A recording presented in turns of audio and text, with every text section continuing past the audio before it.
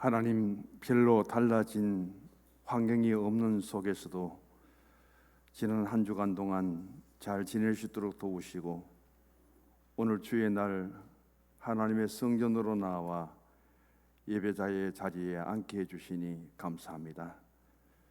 이곳에 임재하신 하나님, 오늘도 주의 음성을 들을 수 있도록 도우시고 주님을 만날 수 있는 복된 시간 되기를 원합니다.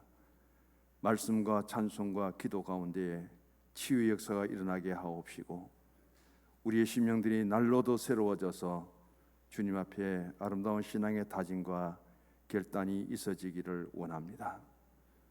예배를 위하여 올려드린 장로님의 간구함이 오늘 이 시간 이곳에 응답되게 하옵시고, 주의 거룩한 성호를 찬양한 임마누엘 찬양대 위에도 주의 크신 은혜가 충만케 임하여 주옵소서.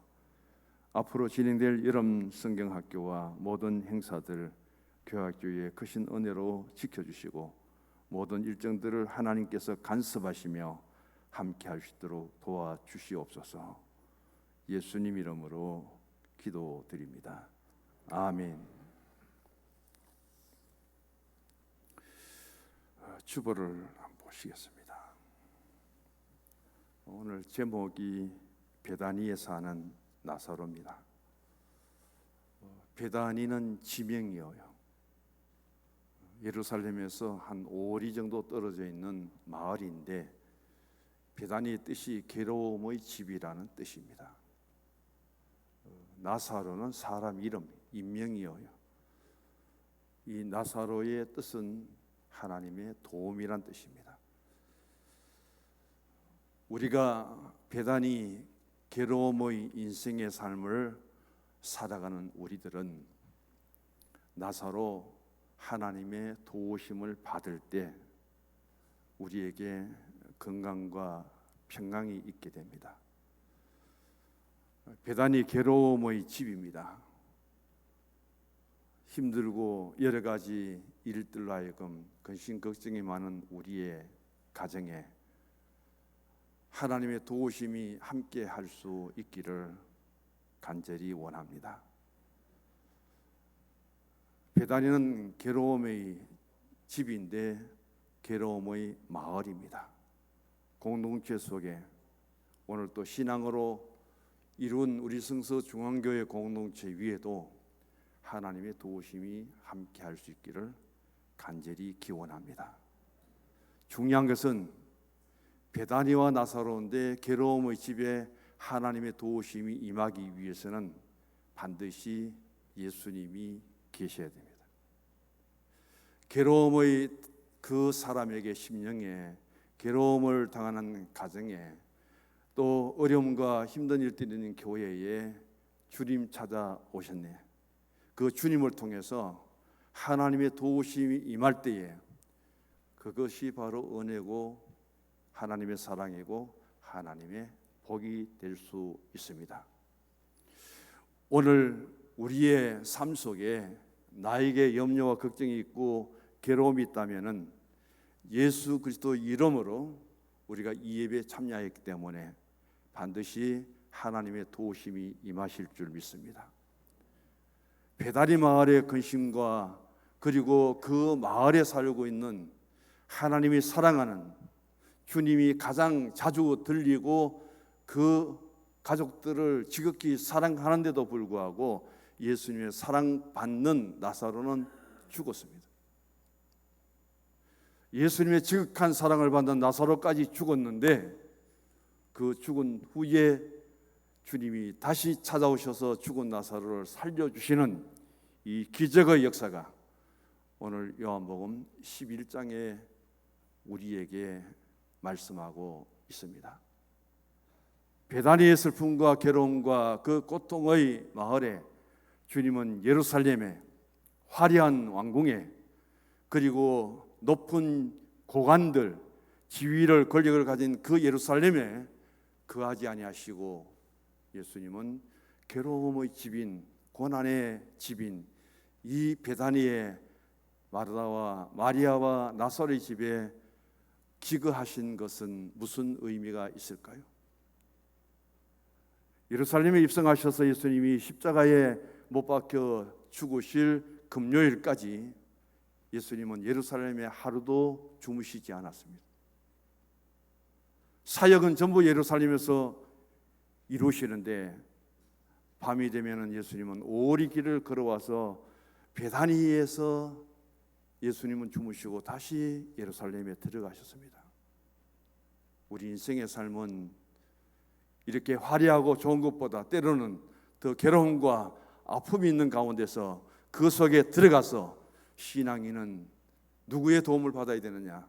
하나님의 도움을 받고 예수 그리스도 안에서 그 삶 속에 나는 어떤 하나님의 도우심을 통해서 경험했느냐, 체험했느냐, 그 신앙이 대단히 중요하다는 것을 일깨워주고 있습니다. 찬송가 486장을 한번 넘겨보시기 바랍니다. 맨 앞에 줄 한 줄만 같이 읽습니다. 1절, 이 세상에 금신된 일이 많고 참 평안을 몰랐구나. 2절, 이 세상에 공고한 일이 많고 참 쉬는 날 없었구나. 3절, 이 세상에 제약된 일이 많고 참 죽을 일을 사였구나. 1837년에서 1920년까지 살았던 치과 의사입니다. 이 찬송가를 지으신 분은 자기가 그 당시에도 굉장히 사회의 유지의 급에 속하고 물질적으로나 신분이나 모든 살아가는 삶 속에 부족함이 없는 치과 의사의 그런 삶을 살아가면서도 예수 안에 내 신앙의 삶 속에 보니까 그런 세상을 즐기며 세상을 살아가는 그 유익과 평안함보다 주님 안에서 보니까 내 인생의 삶은 공고함과 내 인생은 참 열심히 살아가면서 쉬는 날이 없는 나의 모습과 그런 삶 속에 열심히 살고 열심히 일해도 결국은 하루하루 시간이 지나가면은 죽을 일밖에 없는 것이 우리 인생이구나.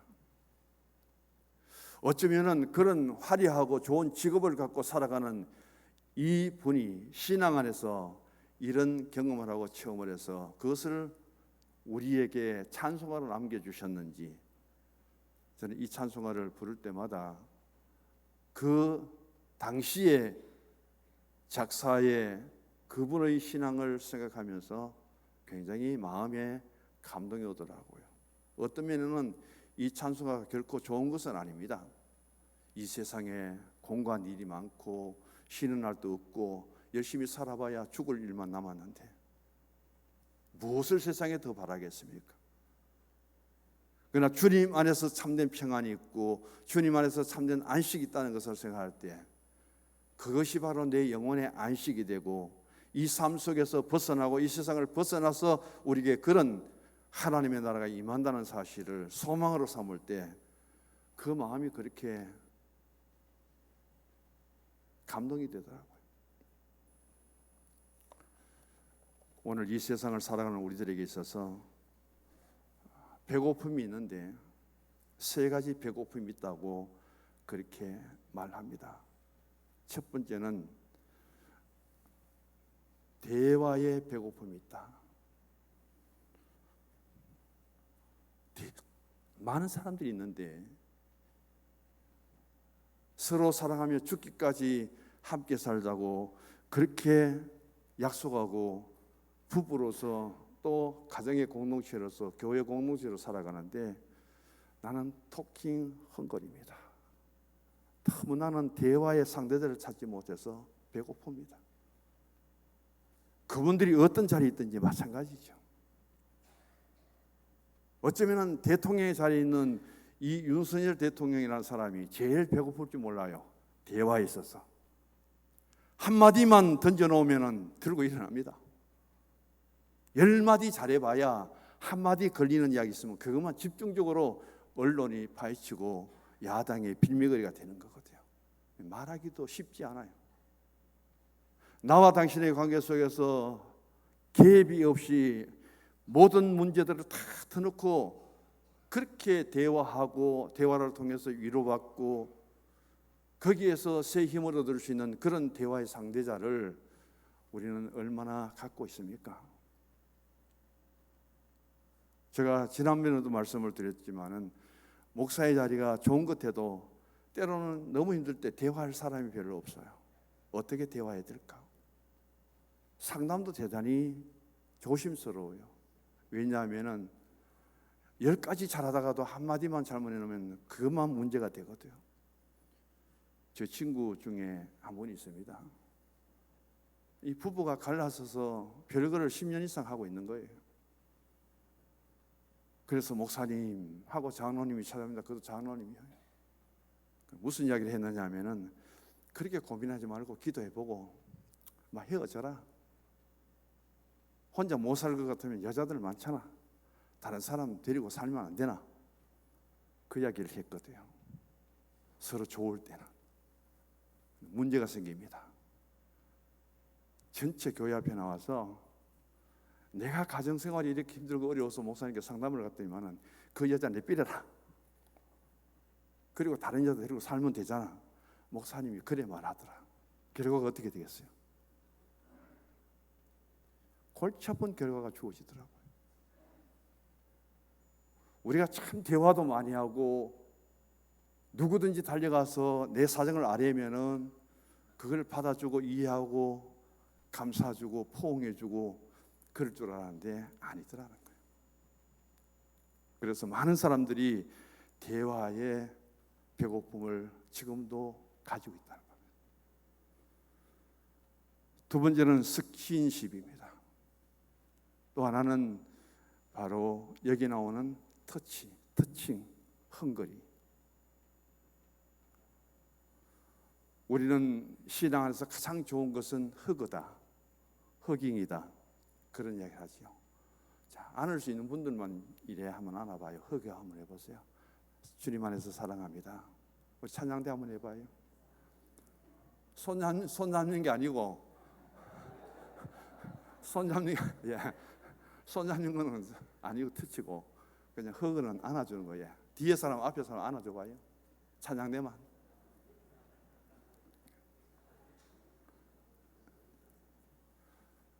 참 우리 신앙 속에서도 그죠. 내가 공부할 때가 많고 내 영혼의 갈등을 빚고 그런 답답할 때에 과연 누가 내 영혼을 만져줄까요? 누가 내 마음을 쓰다듬어 줄까요? 누가 나를 위로해 줄까요? 그런 사람 한 사람 옆에 있다면 너무 좋겠지요. 그렇게 하도록 하나님은 부부로 세워주셨습니다. 곁에 있을 때 잘해 주십시오. 함께 있을 때 잘해 주십시오. 가장 자연스럽게 스킨십 할 수 있는 사람이 누가 있습니까? 가장 자연스럽게 터치할 수 있는 사람이 누굽니까? 여기에 배고파하고 있어요. 그 해결을 못해서 뛰쳐나갑니다. 가정을 뛰쳐나가고 아내를 두고 뛰쳐나가고. 이게 오늘 사회의 현재의 병리 현상입니다. 세 번째는 사랑의 배고픔입니다. 러빙 헝거리. 사랑의 굶주려 있다는 거예요. 많은 진단 중에 하나가 무슨 진단이냐? 애정 결핍입니다. 사건 사고가 일어나는 청소년들을 보면은 대부분의 그 마음의 동기는 애정 결핍이에요. 엄마의 사랑도 못 받았고 아버지 사랑도 못 받았고 살아 성장하면서 누구의 사랑도 받지 못해갖고 정말 사랑해 줄 사람을 찾고 누군가가 나에게 관심을 가져주고 그러기를 원하는데 그런 결국 소외되고 그런 속에서 자신은 사랑의 배고픔을 경험할 수밖에 없고 그런 가운데서 방황하다가 사건을 저지르고 문제아가 되는 경우가 너무 많아요. 오늘 우리는 대화의 배고픔과 스킨십의 배고픔과 그리고 사랑의 그 배고픔보다 더 많은 배고픔을 다 만져주고 안아주고 사랑해주고 그리고 만나주고 대화해 주실 그분은 예수 그리스도인 줄 믿으시기 바랍니다. 내가 주님께 가까이 다가가지 못하고 만나지 못한 것이 문제지, 우리 주님 예수님은 어떤 배고픔도 다 해결해 줄 수 있는 유일한 우리의 구주입니다. 오늘 그런 가운데서 본문은 베다니로 가신 예수님의 사건을 다루고 있습니다. 그 많은 곳을 갈 수 있는 예수님이, 그 좋은 사람들을 만날 수 있는 예수님이 왜 괴로움의 마을 베다니에 가셨고, 왜 가장 가난하고 부모도 없이 살아가는 이 가정에 찾아갔을까요? 그것도 가장의 역할을 했던 나사로가 죽고 장사 지내고 가장 슬픔 속에, 괴로움 속에, 고통 속에 빠져 있는 이들을 예수님이 왜 찾아가서 만나 주셨을까요? 여기에 우리의 관심을 가지면서 내가 괴로울 때, 내가 약할 때, 내가 힘들 때, 내가 슬플 때, 그때 주님이 나에게 찾아오심을 바라고, 주님 찾아오셨네, 그 주님을 진정한 신앙 속에 모실 때에 예수 그리스도 이름으로 괴로움의 내 마음이, 괴로움의 내 삶이 하나님의 도우심을 통해서 해결되고, 괴로움이 아니라 기쁨과, 아픔이 아니라 이제는 평안과, 그런 신앙을 회복하여서 이 세상 삶이 비록 힘들고 어려워도 그 가운데 예수 이름으로 하나님의 도우심이 우리에게 임하시는 그 성도의 신앙과 삶이 함께 할 수 있기를 간절히 바랍니다. 베다니에는 예수님이 아끼고 사랑했던 세 사람의 이름이 나옵니다. 마리아와 마르다와 나사로입니다. 오늘 11절 말씀을 같이 읽어봅니다. 이 말씀을 하신 후에 또 이르시되 우리 친구 나사로가 잠들었도다. 그러나 내가 깨우러 가노라. 이 가난한 동네, 괴로움의 집인 이 베다니에 부모도 없이 살아가는 이 나사로를 예수님은 오늘 친구라고 불러줍니다. 예루살렘에 가면은 헤롯 대왕도 있고, 거기 가면 대제사장도 있고, 서기관도 있고, 대단히 신분과 권력을 가진 그 사람들이 있는데 예수님은 그들 누구에게도 친구라고 불러준 적이 없습니다. 예루살렘 공예를 장식하고 있는 그 바리새인과 사두개인들, 국회의원들이라도 예수님은 누구에게 친구라고 불러주지 않았습니다. 가장 사랑하는 자 예수님의 친구도 예수님 계신 곳에서 죽는 것이 우리 인생입니다. 하나님이 계셔도 예수님이 나의 친구가 되어서 생명의 주님, 살리는 영이신 예수님, 그런 주님이 계셔도 육체를 가진 우리 인간은 죽는 수밖에 없는 존재입니다.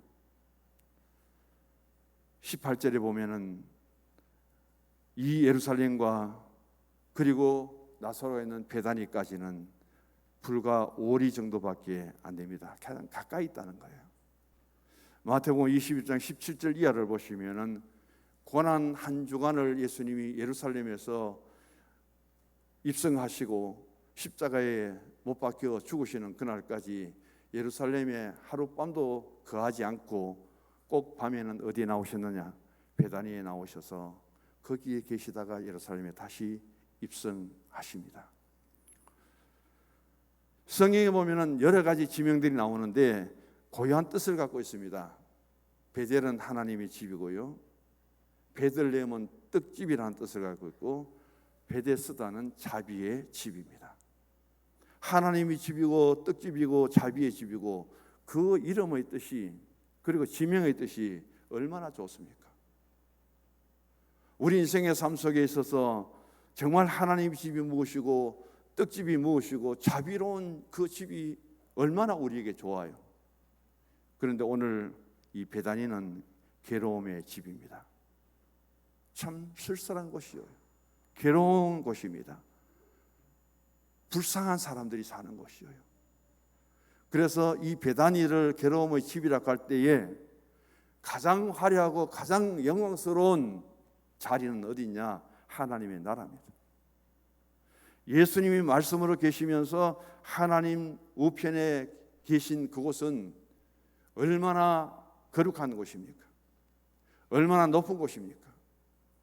그런 예수님이 가장 괴롭고 가장 냄새나고 가장 추한 이 세상에, 물질 세계 속에서도 가장 악한 것이 인간이라는 그 영지주의자들이 헬라 이원 철학을, 이원론을 갖고 굉장히 비판하는 이 세상에 예수님이 육신의 몸을 입고 오신 것은 괴로움의 집에 괴로운 사람에게 예수님이 찾아가신 것처럼, 예수님이 이 땅에 오심이 벌써 가장 거룩한 하나님의 나라에서 가장 괴로움의 인생의 삶에 이 땅에 오심이었다는 것을 전제해 볼 때에 얼마나 베다니와 예수님이 육체의 몸을 입고 이 땅에 오신 것과 연결이 되는지를 한번 생각해 보시기 바랍니다. 내가 힘듭니까? 내가 괴롭습니까? 그때 주님 앞에 우리의 신앙을 다시금 정립하면은 반드시 주님이 찾아오십니다. 그때가 주님을 만날 때, 그때가 구원의 때인 거예요. 이런 가운데 첫 번째를 보시기 바랍니다. 베다니 괴로움의 집의 실상입니다. 1절을 같이 읽어봅니다. 어떤 병자가 있으니 이는 마리아와 그 자매 마르다의 마을 베다니에 사는 나사로라. 그들의 집이 어디 있는지를 밝힙니다. 그 집에는 누가 살고 있는지를 또 이름을 밝힙니다. 그리고 그 3명의 2명의 누이와 하나의 오빠가 3남매가 살고 있는데 그것도 제일 위에 오빠가 병들어 버렸습니다. 여기 보면은 그 부모가 누구인지 이름도 없습니다. 나이는 과연 몇 살이나 되었을까요? 부모 없는 과의 자리에서 두 누이를 데리고 가장 역할을 했던 사람이 바로 나사로입니다. 그런 나사로가 병이 들어버립니다. 나았으면 좋을 텐데 또 죽어버립니다. 장사를 지냅니다. 아마 이 가정의 가장 큰 괴로움일 거예요. 가장 큰 슬픔이일 거예요. 인생의 삶 속에 죽음이 무엇이라는 사실을 이 세 남매는 벌써 아버지 어머니가 돌아가셨다면은 죽음의 실상을 체험한 사람들이. 근데 아직은 더 살아야 되고 아직은 우리 가정의 가장이 되어야 될 오빠가 죽는 그 현장에서 이 두 누이는 얼마나 괴로웠을까요? 얼마나 힘들었을까요? 바로 그런 가정을 베다니의 마을에서 예수님이 드러내고 있습니다. 자, 그렇다면 이 실상은 3가지입니다. 하나는 베다니의 집은 질병이 있는 곳이고, 두 번째는 베다니의 실상은 죽음이 있는 곳이고, 세 번째는 베다니의 실상은 인생의 죽음을 통해서 가장 슬픔과 눈물이 있는 곳이다. 살아가는 우리의 삶 속에 질병 때문에 고생하는 분 많죠. 우리가 코로나19가 소멸되는 줄 알았는데 또다시 확진됩니다. 8월 달이면 최소 20만에서 8월 말에는 30만 명까지 또 재확진자가 된다고 지금 예고를 하잖아요. 벌써 3년째입니다. 이런 질병 때문에 우리가 전에 겪어보지 못했던 사회 현상을 보게 됩니다. 사람도 제대로 못 만나요. 만나는 것이 복이고 만나는 것이 기쁨인데 이 질병 때문에 만나지도 활동도 제대로 못합니다.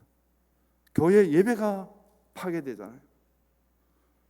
이런 질병 속에 우리가 살아가고 있고, 그뿐 아니라 우리 인생의 삶 속에 가장 냉정한 것이 있다면 죽음입니다.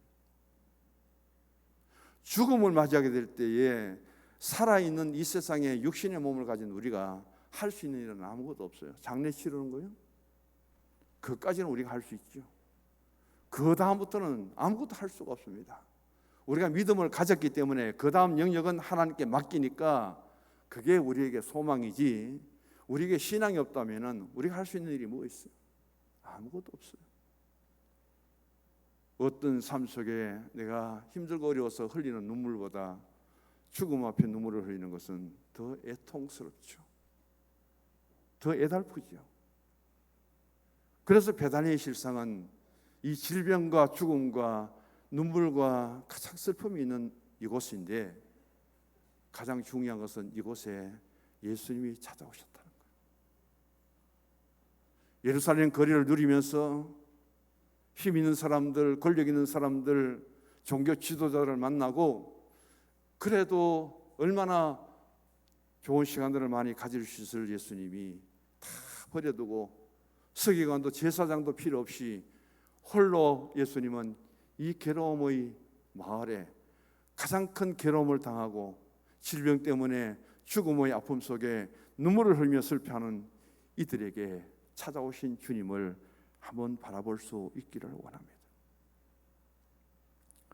성경에 일일이 말씀을 드리면서 연결시키는 시간이 너무 짧고요. 1절에 병든 자가 있는데 베다니 사는 나사로고, 3절에 사랑하는 자가 병들었고, 6절에 보면 나사로가 병들었다음을 통해서 우리의 살아가는 한 가정의 식구들 가운데서도 질병 때문에, 죽음 때문에 어디에서 흘리지 못한 눈물과 슬픔을 안고 살아가는 그 인생의 모습이 우리에게도 오늘 계속되고 있다는 사실을 기억하면서 우리는 이런 육체적인 것뿐 아니라 정신적인 것과 영적인 것도 마찬가지입니다. 육체적으로는 그렇게 질병이 들고 그리고 죽음이 오고 그렇게 눈물을 흘리는데, 우리에게 이 세상을 떠나면 다시 주어질 하나님 나라, 내 영적인 신앙과 내 영적인 삶을, 하나님 나라를 바라보면서 우리는 얼마나 더 준비합니까?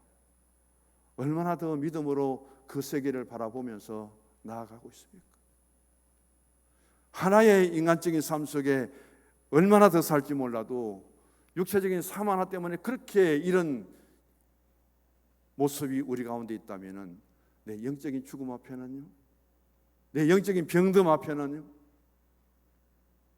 내가 영적으로 모든 감각을 잃어버리고 무감각하게 살아가는 내 영의 상태는요, 오늘 우리는 이런 육체적인 것을 생각한다면 영적으로 잠자는 자, 영적으로 병든 자, 영적으로 죽어있는 그런 내 모습은 아닌지를 돌아보면서 그걸 위해서 우리가 다시 일어나야 된다는 영적인 자각성을 깨달을 수 있는 시간이 되기를 원합니다.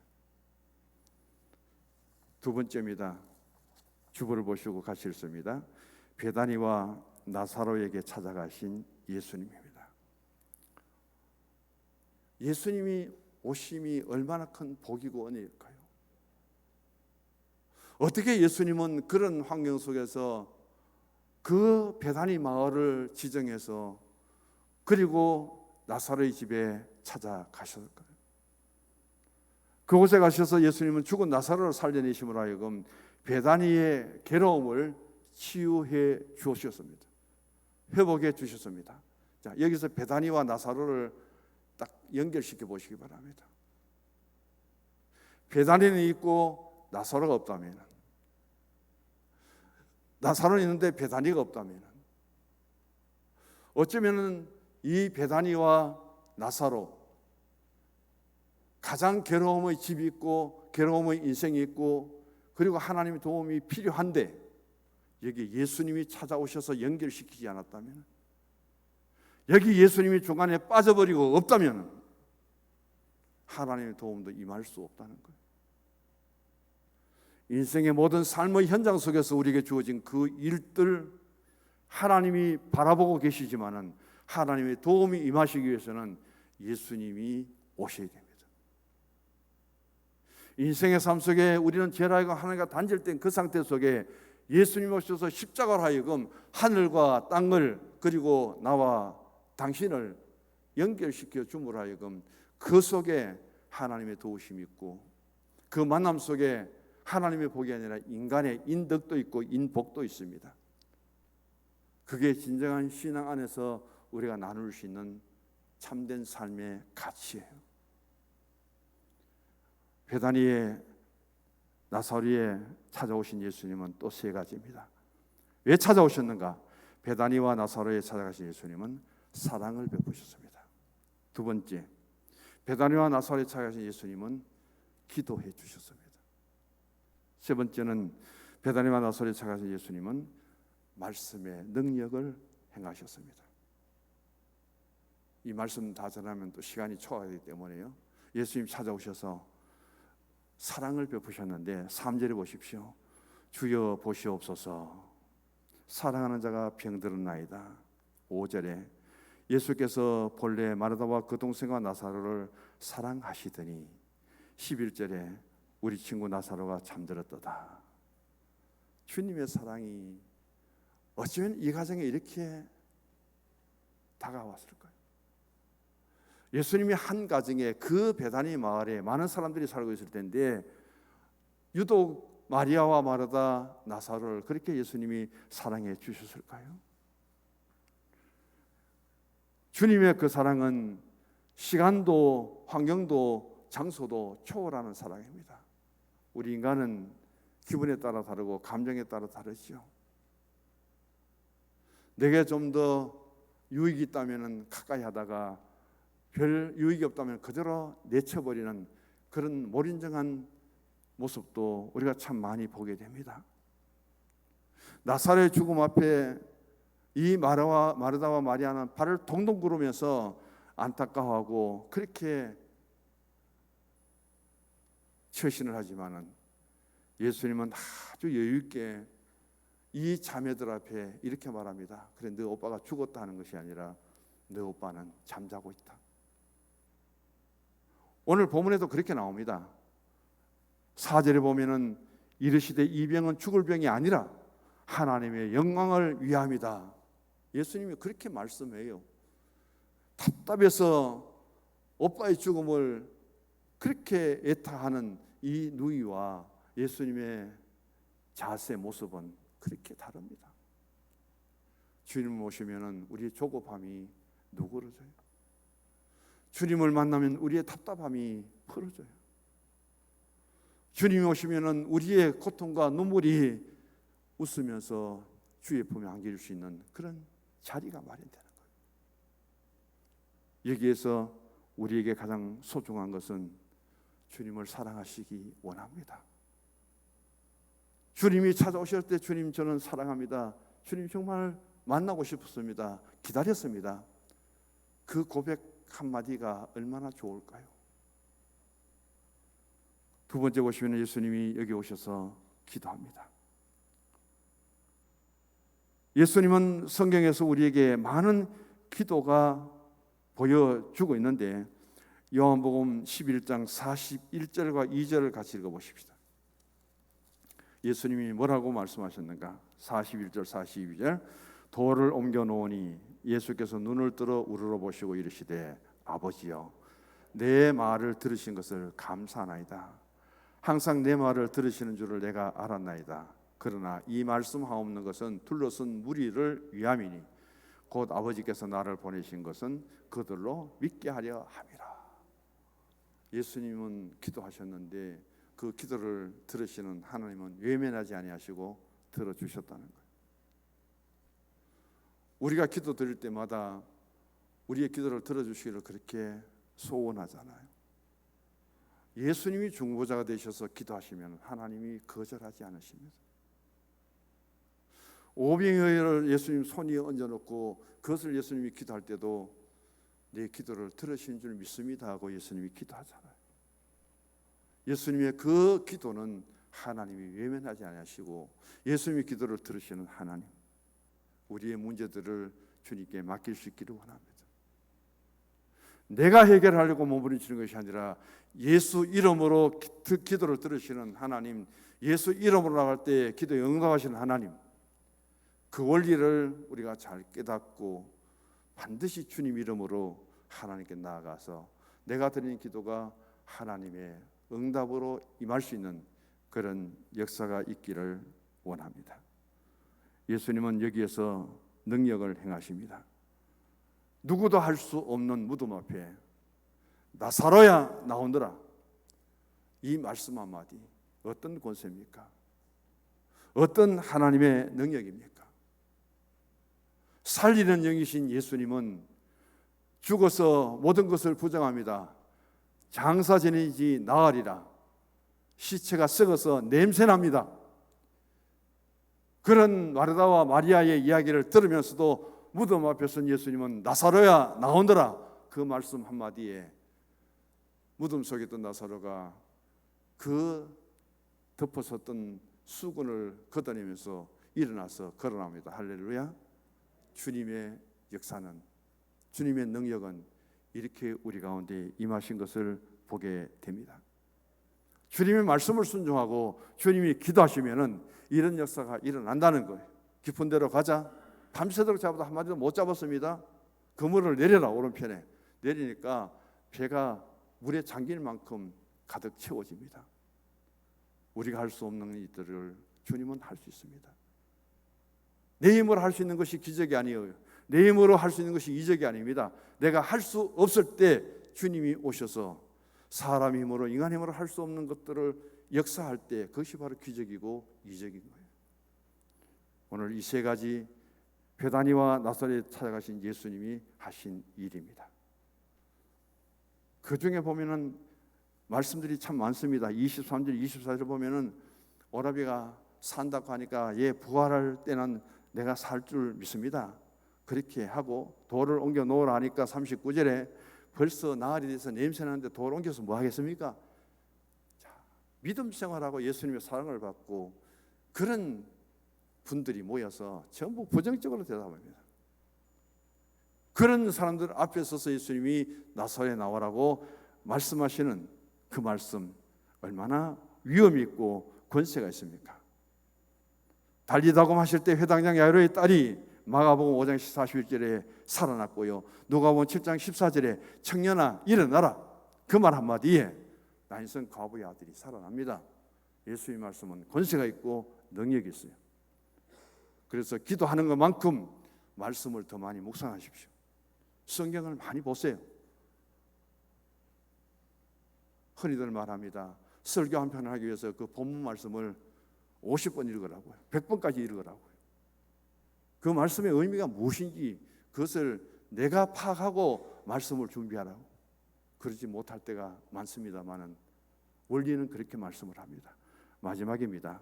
세 번째 같이 읽어봅니다. 베다니 괴로움의 집에 있는 사람들은, 제가 정리만 할게요. 첫 번째, 은혜를 받은 사람입니다.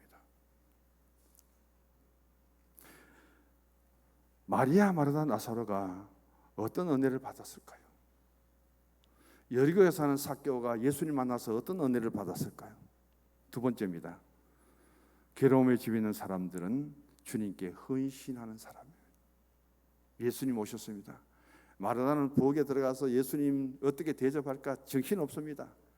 너희 동생 마리아는 향유를 옥합에 담아두었다가 예수님 앞에 머리에 붓고 그리고 머리털로 발을 씻고 그런 헌신하는 여동생입니다. 두 누이가 어떤 신앙을 통해서 예수님을 섬기고 헌신했는가? 그 오빠가 누구냐? 나사로입니다.